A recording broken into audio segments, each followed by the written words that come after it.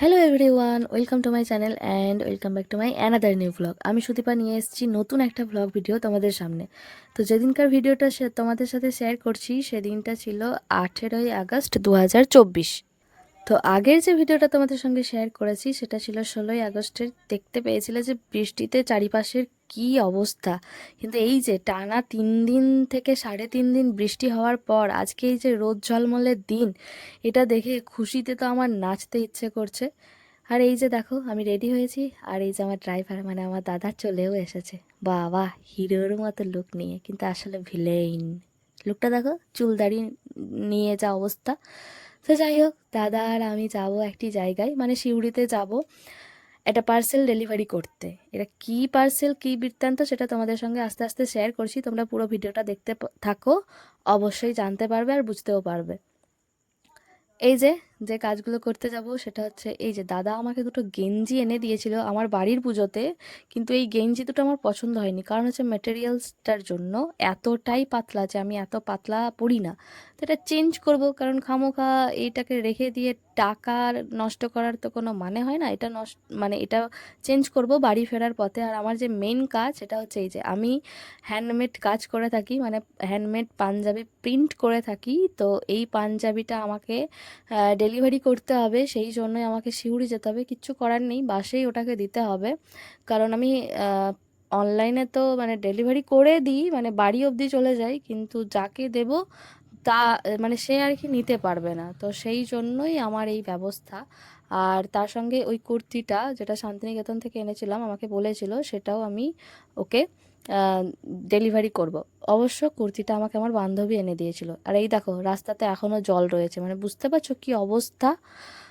চারিদিক এখনও ডুবে আছে, মানে মাঠঘাটগুলো ধানগুলো এখনও ডুবে আছে। আর আমি এদিকে মাওবাদী সেজে নিয়েছি, কারণ 3 দিন বৃষ্টি হওয়ার পর এই যে রোদটা দিয়েছে, এই রোদটা মারাত্মক রোদ।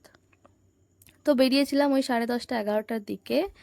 আর ওই পাঞ্জাবিটা আমার এক বান্ধবীই নেবে, তো তার জন্য আমি ওকে ডেলিভারি দিতে যাচ্ছি। আমি তো কুরিয়ার সার্ভিসে পাঠিয়ে দিই, কিন্তু ওর বাড়িতে রিসিভ করার মতো কেউ মানে সেই অর্থে ছিল না, মানে যেই জায়গাতে যাবে। তো আমাকে বলেছিল যদি বাসে দেওয়া সম্ভব হয়, তো সেই জন্য আর তো কিছু উপায় নেই। তো দাদাকে বললাম যে চলো একটু যাই। আর এদিকে দেখো চারিদিকে কাশফুল ফুটতে শুরু করেছে, মানে চারিদিকে নয়, এটা নদীর মধ্যে, এটা ময়ূরাক্ষী নদী আমাদের বাড়ির কাছাকাছি রয়েছে। তো কি সুন্দর লাগছে, এই যে এত বৃষ্টি হওয়ার পর হঠাৎ করে এই যে রোদ হয়, আর এই যে রোদ ঝলমলে পরিবেশটা দেখতে কি যে সুন্দর লাগে। আর এটা সাঁইথিয়ার নতুন ব্রিজ ক্রস করছি, কি সুন্দর আমাদের ময়ূরাক্ষীর নদী, আর তার সঙ্গে এই ব্রিজ, আর তার সঙ্গে এত সুন্দর আকাশ, আর তার সঙ্গে কাশফুল, জাস্ট ওয়াও কম্বিনেশন। দাদার সঙ্গে বহু কাল আর বেরোনো হয় না, এই স্মৃতিগুলো দেখছি আর আমার অনেক খারাপ লাগছে। দাদা আমার নিজের রক্তের সম্পর্কের কেউ নয়, তবে আমি আমার নিজের দাদার থেকে অনেক বেশি ভালোবাসতাম। তবে এখন গিয়ে মনে হচ্ছে পর হয়তো পরই হয়, কারণ এতটাই ভালোবেসে ফেলেছিলাম, আর এত এক্সপেকটেশন, যে এক্সপেকটেশন হয়তো কারোর কাছে রাখা উচিত নয়, কিন্তু আমার প্রচুর এক্সপেকটেশন।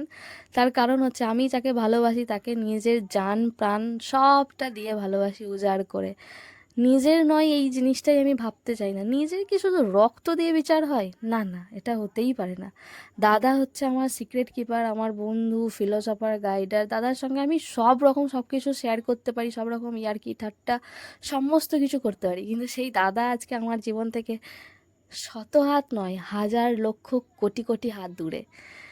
প্রচণ্ড মিস করি দাদার সঙ্গে কাটানো প্রতিটা সময়, সমস্ত মুহূর্তগুলো। সব থেকে বড় কথা, আমি আমার দাদাকে প্রচণ্ড মিস করি। আমার নিজের কেউ নেই, কিন্তু এই দাদাকে আমি আমার নিজের দাদার থেকেও বেশি ভালোবাসতাম, বাসিও হয়তো।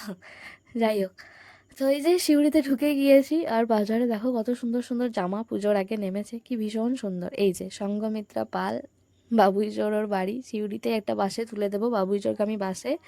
ও আমার এমের কলেজের বান্ধবী, তোমরা অনেকেই জানো, অনেকেই দেখেছো। তো এই তো আমি পার্সেল প্যাকেট, প্রথমে তো ছিল না, দেখতেই পেয়েছো, তারপরে আমি বাজারে পার্সেল প্যাকেট কিনে পার্সেল করে এই তো এখন বাস খুঁজছি যে কোন বাসটাতে দেব।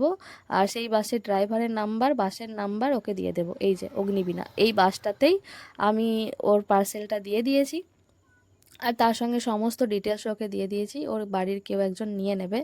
তারপরে এই তো সিউড়ি গেলে আমাকে তো মিয়া আমরে যেতেই হবে, এখনও আমি যাই মিও আমরে থেকে একটা পেস্ট্রি আর একটা প্যাটিস কিনে নিয়ে মামার বাড়ি গিয়েছিলাম। আমাদের কথা ছিল মামার বাড়িতে গিয়ে ভাত খাওয়ার, আগে থেকে বলে দিয়েছিলাম। তো এই যে রেড ভেলভেটটা দেখছো, এইটাতেই আমার প্রথম নজর যায়। তাই তো নিয়ে নিয়েছি আর চললাম মামার বাড়ির দিকে। তবে দিদাকে না বলেছি নিরামিষ খাবার করতে, কারণ সেই দিন অমাবস্যা না পূর্ণিমা কী যেন একটা ছিল। কিন্তু আমি কিনেছি জানো চিকেন প্যাটিস। কি বলবো ভগবান।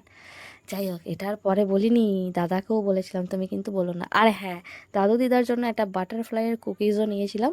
আর মা থলেতে কি যেন সবজিপাতি সব ভরে দিয়েছিল, তো দাদা সেইটাকে নিয়েই চলছে আগে আগে। আমার থেকে আমার মামার বাড়িতে ওরই কদর বেশি সব কিছুতে, আমার বাড়িতেও তাই, সব কিছুতেই। মানে বুঝতে পারছো একটা মানুষকে ঠিক কতটা গুরুত্ব দিলে, কতটা ভালোবাসলে ঠিক এই পজিশনে যাওয়া, মানে এই পজিশনটাতে সে যেতে পারে। আর এই যে অনেকদিন পর রোদ হওয়ার পর দিদাও দেখছি যা কিছু ছিল সমস্ত কিছু শুকাতে দিয়েছে রোদে। আর অনেকদিন পর মামার বাড়ি এসে আমিও খুশি খুশি।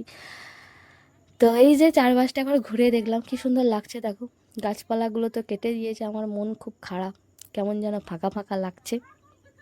তো যাই হোক, দিদার সঙ্গে সঙ্গে এখানে গ্লুকন ডি গুলতে শুরু করে দিয়েছে। আর এই যে দাদার সঙ্গে আমার এই যে সিক্রেট কত কথা চলছে, প্রচণ্ড মিস করি এই জিনিসগুলো। আর হয় না কেন, কেন মানুষ বিয়ে হয়ে গেলে কেন পাল্টে যায়? মানে বিয়ে হয়ে গেলে পাল্টে যায় নাকি জানি না, কিন্তু মানুষ সংসারে আবদ্ধ হয়ে গেলে কেন পাল্টে যায়? এই একটা কারণে আমার বিয়ে করার ইচ্ছা নাই, আমি বিয়ে করতে চাই না।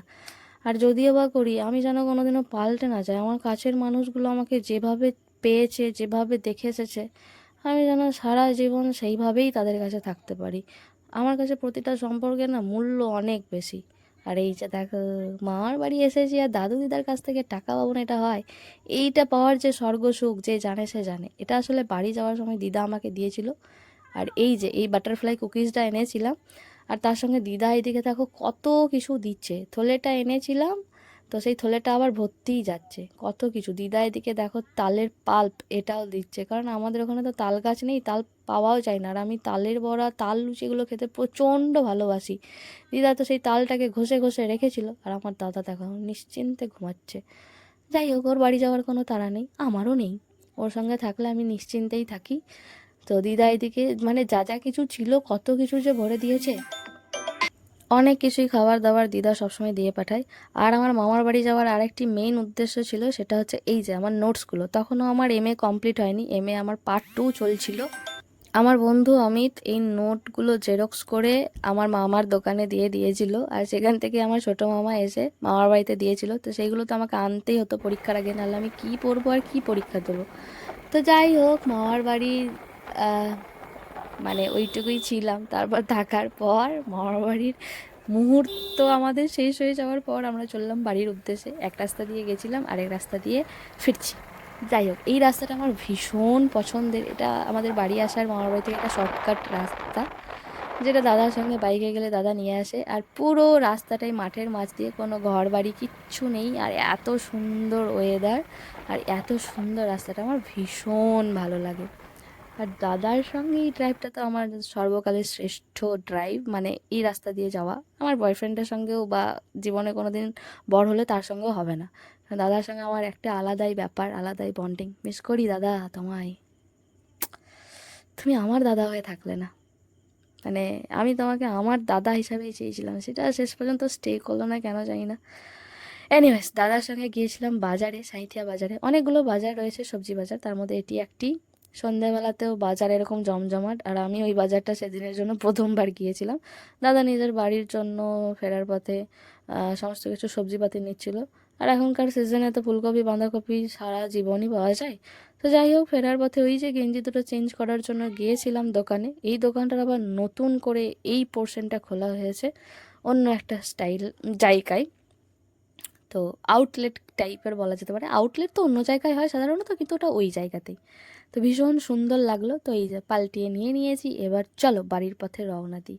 আর বাড়ির পথে আস্তে আস্তে দাদার সঙ্গে মানে সারাটা দিন প্রায় একসঙ্গেই ছিলাম বলা যেতে পারে, প্রায় সারাটা দিন আর কি। সারাটা দিন প্রায় নয়, প্রায় সারাটা দিন। তো প্রচুর গল্প, কত আড্ডা, কত বক বক করতে করতে আমরা বাড়ি ফিরছিলাম, রাস্তায় যাচ্ছিলাম, থাকছিলাম, খাচ্ছিলাম, ঘুমাচ্ছিলাম। আমাদের দুজনের কত কথা শেয়ার করে থাকে, মানে শেয়ার করার থাকতো, কত কথা শেয়ার করতাম। আমি শুধু ভাবি সেই কথাগুলো কোথায় হারিয়ে গেল দাদা তোমার। এনিওয়েজ, আমারও কথাগুলো চাপা পড়তে পড়তে আজ সব কিছুই হারিয়ে গেছে, আমি আর কারোর সঙ্গে কোনো কথাই বলি না। এনিওয়েজ, এই ছিল আজকের ভিডিও। তোমাদের কেমন লেগেছে জানিও। আশা করি তোমাদের ভালো লেগেছে। আর আমি ঠাকুরের কাছে চাইবো এই গোল্ডেন মোমেন্টগুলো, গোল্ডেন দিনগুলো আবার আমার জীবনে ফিরে আসুক। তবে যা যায় সে কি আর ফিরে আসে? চলো টাটা, রাধে রাধে।